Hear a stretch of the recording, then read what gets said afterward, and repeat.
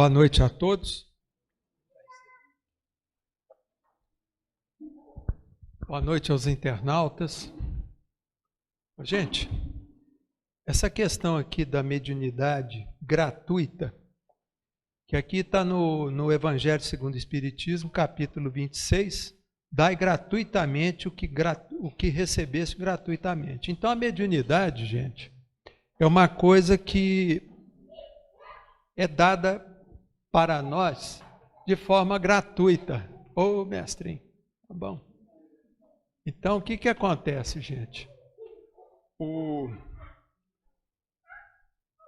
maior problema aqui da mediunidade, eu estou distraindo aqui com o menino, é exatamente a questão da vaidade do médium. Tá? A vaidade do médium é um dos maiores problemas que tem dentro da mediunidade. Tá? E pior ainda é o elogio que os outros ficam fazendo no médium, lá para o médium, aquele incensamento do médium. Principalmente quando o médium ele tem o quê? Uma mediunidade mais pronunciada. Tá? Então isso é um cuidado que deve ter os médiuns, tá? E também todos aqueles que de certa forma estão envolvidos com a mediunidade. Por exemplo, os doutrinadores que fazem doutrinação nos trabalhos de desobsessão, nós aqui, o pessoal que faz palestra também, os palestrantes também tem que tomar cuidado com a vaidade, tá? Porque tudo está envolvendo o quê? Uma mediunidade. E a mediunidade a gente sabe o quê, gente? O que a gente sabe através do livro lá dos médiuns? Que o médium, ele nada mais, nada menos é do que um fio condutor. Olha bem, gente, é igual um fio condutor de eletricidade. A gente sabe que a eletricidade ela não vem do fio elétrico. Ela passa através do fio elétrico vindo de onde? Da usina hidrelétrica, de onde está gerando energia. Então, quer dizer, naturalmente, a gente, pela lógica, a gente tem que ver, bom, se a mediunidade é só um fio condutor, quer dizer, o espírito que fala através do médium é o quê? É o que está conduzindo tudo. Então a gente vê, por exemplo, o Chico Xavier. O Chico Xavier, toda a obra dele, gente, todos os livros dele, psicografados, todos eles foram doados, devidamente doados. Tá? Ele não ficou com nada. Ele nunca oferiu nenhum direito autoral, Chico Xavier. Tanto é, por exemplo, a Comunhão Espírita, ela tem mais ou menos 6 ou 7 títulos de livros, inclusive aquele sinal verde, né, André? Acho que são 6 ou 7, né, André? Oi? 7, né? 10, né? Então, esses livros foram doados, direitos autorais, para a Comunhão Espírita. E a Comunhão Espírita, desde a época, ela vem editando esses livros. E a comunhão, sim, ela recebe direitos autorais para poder o quê? A manutenção do lar, a manutenção do centro. Tá certo? Agora, o Chico Xavier nunca ganhou nada. Tá certo?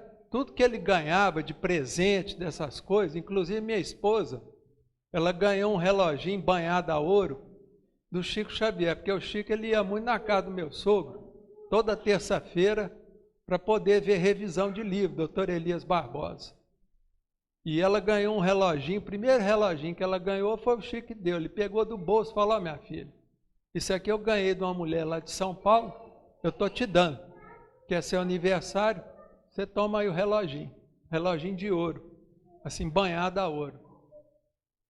Depois a Eliana perdeu esse relógio, não sei nem o que virou. Mas ela ganhou esse presentinho. Então, quer dizer, o Chico não ficava com nada, nem com o presente que ele ganhava. Tá? Ele não admitia nada, nenhuma coisa que viesse o quê? Da mediunidade dele. Tá? E assim a gente vê também um médium também que teve muita proeminência na década de 70. O nome dele era José Arigó. E José Arigó foi o primeiro que recebeu o Dr. Fritz, dessa série Dr. Fritz aí que a gente vê no Brasil inteiro. E o Zé Arigó tinha só o 3º ano primário. mas ele nunca recebeu nada. O povo tentava dar dinheiro para ele, tudo, mas ele nunca pegou nada. Depois ele desencarnou num acidente de automóvel na década de 70, final da década de 70. Mas então aí, gente, nós temos muitos exemplos, tá? Agora, nós temos também os exemplos negativos de médiuns. Por exemplo, tem um livro que chama Os Mensageiros. Esse livro é do André Luiz e esse livro foi escrito de que forma? O André Luiz relatando um estágio que ele fez dentro de um departamento lá do nosso lar, que chama Os Mensageiros. Esse departamento, ele preparava o quê? Os espíritos para reencarnarem no planeta e trabalhar com a mediunidade. E nisso preparava os doutrinadores, palestrantes, tudo isso. E lá no estágio que ele estava fazendo, o André Luiz, ele notou um espírito que estava ali meio choroso. E ele chegou lá e foi conversar com esse espírito. O nome dele era Acelino. Então, esse Acelino é um capítulo que tem no livro Os Mensageiros, que chama Desastre de Acelino. Nesse capítulo, o André Luiz conta a história do Acelino. Esse Acelino, ele reencarnou, vindo lá do departamento Nosso Lar. Ele já veio preparado para ter uma mediunidade muito bonita, uma mediunidade ostensiva, para poder trabalhar dentro da mediunidade com Cristo. Mas aí o que acontece? A hora que ele chegou lá pelos 20 anos, já encarnado, o Acelino, ele começou a mediunidade dele ficar bem ostensiva. E nisso ele foi para um centro, lá eles orientaram o Acelino, mas o Acelino, ele acabou o quê? Ele cedeu o quê? Aos elogios, à vaidade, começou a cobrar pelo serviço dele. E aí ele cobrava pelo serviço, a pessoa ia consultar, tudo, aquela história toda. E passou a vida ali cobrando pela mediunidade. Tá certo? E nisso ele desencarnou. E quando ele desencarnou, Acelino, ele foi para o umbral. Ficou lá no umbral uns 10 anos. Aí depois ele foi recolhido desse umbral e voltou lá para o nosso lar, lá para o departamento lá dos mensageiros. E lá, é claro, ele deve ter tomado um sabão. E aí os benfeitores já falaram para ele assim, ó, agora você vai ter que reencarnar e vai ter que passar por toda a provação de novo. Só que as condições que você vai reencarnar vão ser muito mais difíceis do que a última encarnação que você teve. Você aprontou toda aquela lambança. Então, gente, a mediunidade é uma coisa sagrada, tá certo? Que a gente tem que entender que, como você está trabalhando com espíritos, quer dizer, todo o crédito de qualquer coisa que vem através da mediunidade, ou cura, ou explanação, esse crédito tem que ser dado ao espírito, tá certo?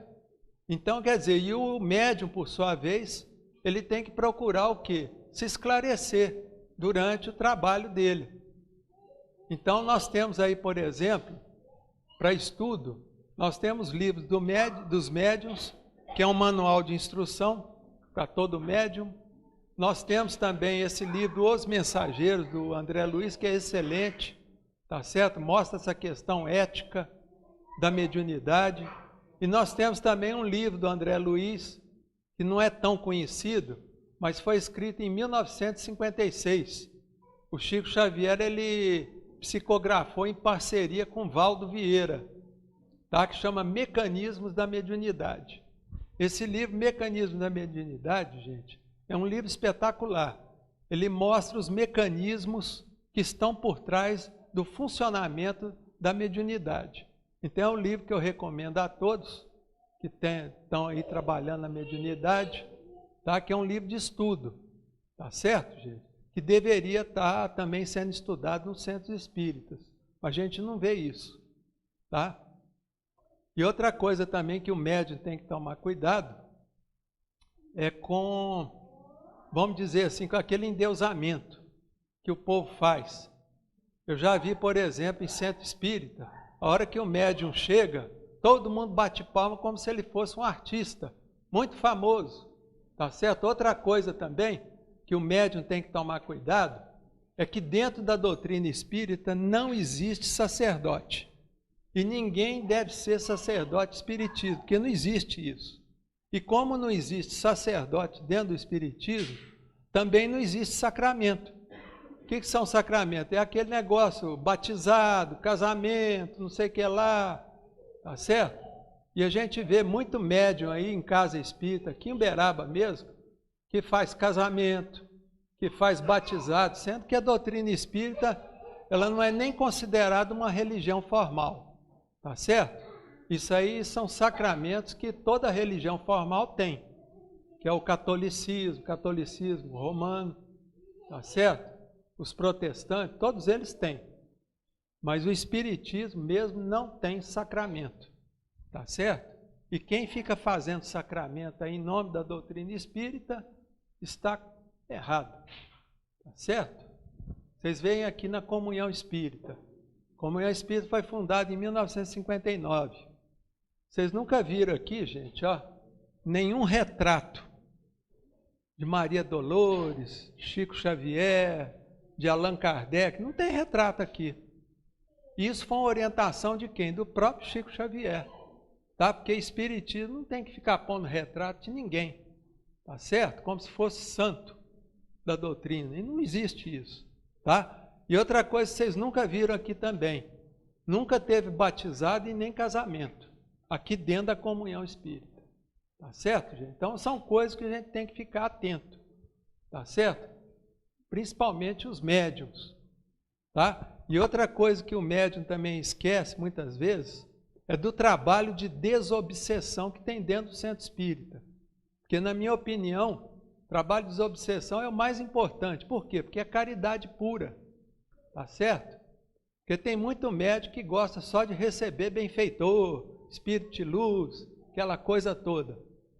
Mas o importante é você receber o quê? Espírito obsessor e espírito sofredor. Aí sim você está trabalhando sua mediunidade. Aí alguns vão falar, mas e o Chico? Ô, gente, o Chico, quando fundou aqui a Comunhão, em 1959, o Chico fundou também um trabalho que até hoje tem aqui dentro da Comunhão, que é o trabalho de desobsessão de quarta-feira. Esse trabalho de desobsessão, gente, o Chico ele participava desse trabalho e recebia espírito normalmente. O Chico recebia espíritos sofredores, tá certo? Como qualquer médium. Ele recebia aqui, ó, nessa mesa aqui, gente, ó. Tá certo? E muitas vezes ele recebia, as pessoas tinham que segurar ele, porque a mediunidade do Chico era muito, vamos dizer assim, muito inconsciente. Então ele não conseguia controlar. Tanto é que depois o Emmanuel recomendou ao Chico que ele não precisaria participar de trabalho de desobsessão mais, para ele se dedicar mais ao quê? Ao trabalho de psicografia, que era o trabalho de divulgação da doutrina espírita, tá certo? Mas o Chico, durante muitos anos, ele trabalhou aqui nessa mesa, recebendo espírito sofredor, tá certo, gente? Então, eu passo aqui, eu acho que por enquanto é só isso mesmo. Eu passo aqui para o Anderson.